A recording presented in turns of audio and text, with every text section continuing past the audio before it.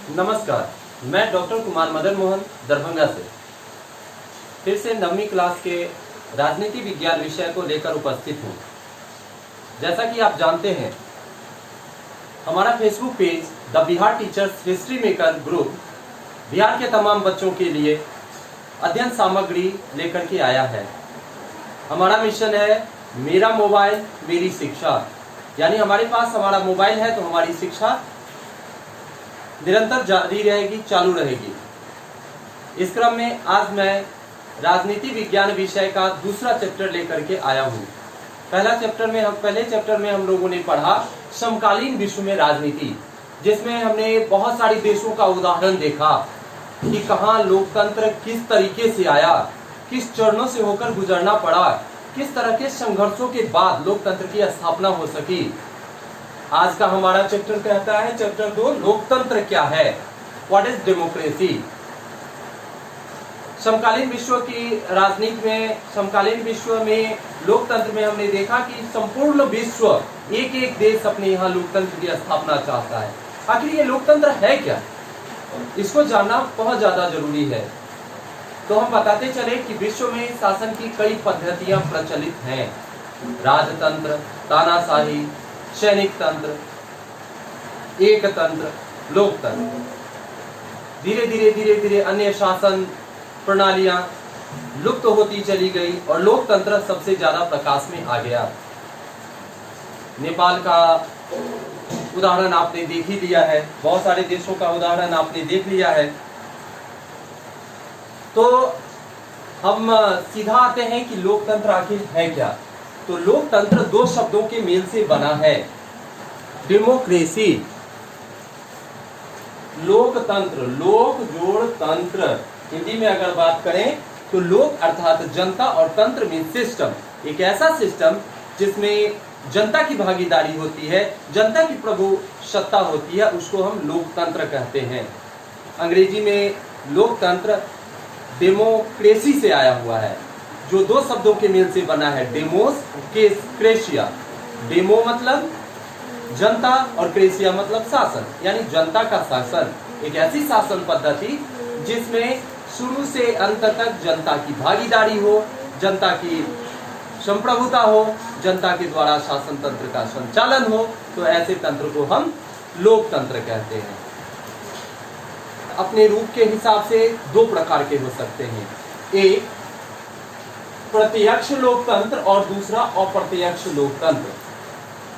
प्राचीन चीन, भारत, यूनान आदि देशों में प्राचीन काल में प्रत्यक्ष लोकतंत्र की परंपरा प्रचलित थी। प्रत्यक्ष लोकतंत्र में जनता सीधे सीधे शासन तंत्र का हिस्सा बन जाती है, शासन पद्धति में भाग ले लेती है, वहां जनप्रतिनिधियों की आवश्यकता नहीं होती।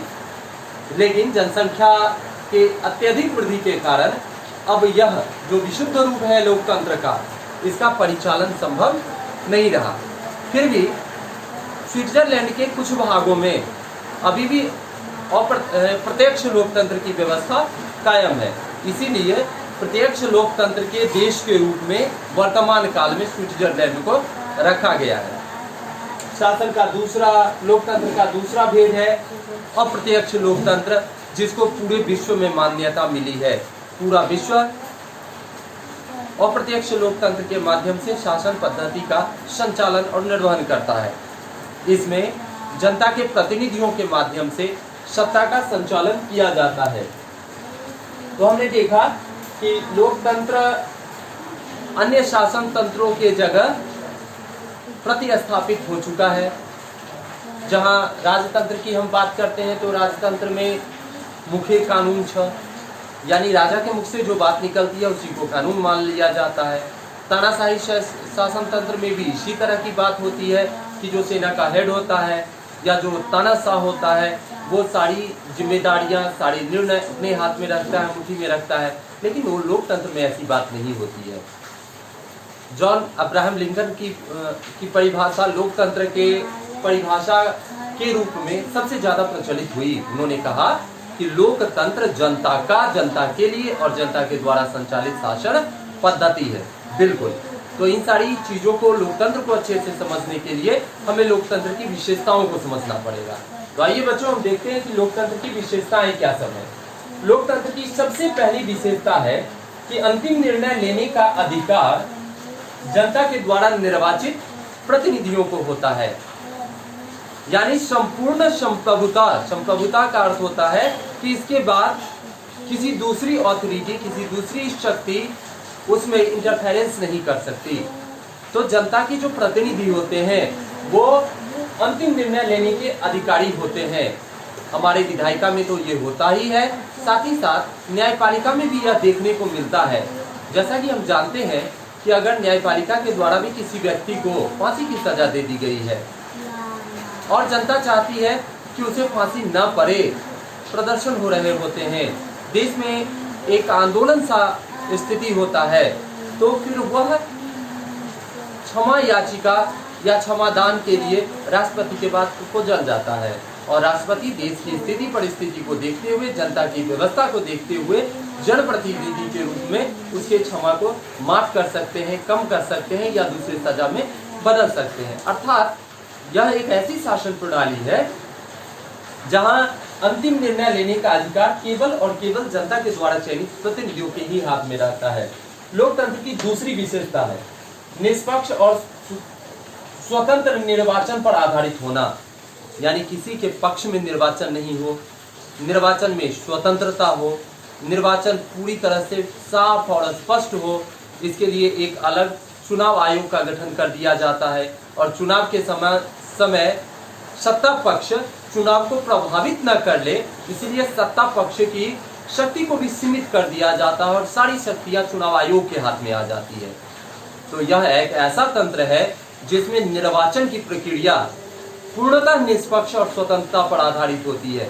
अगर निर्वाचन में थोड़ी भी फेंट हो जाए तो फिर हम लोकतंत्र के असली मकसद तक नहीं पहुंच सकते और इस बात का खास ध्यान रखा गया है उन देशों में जहां लोकतंत्रात्मक शासन व्यवस्था काबिज है, कायम है।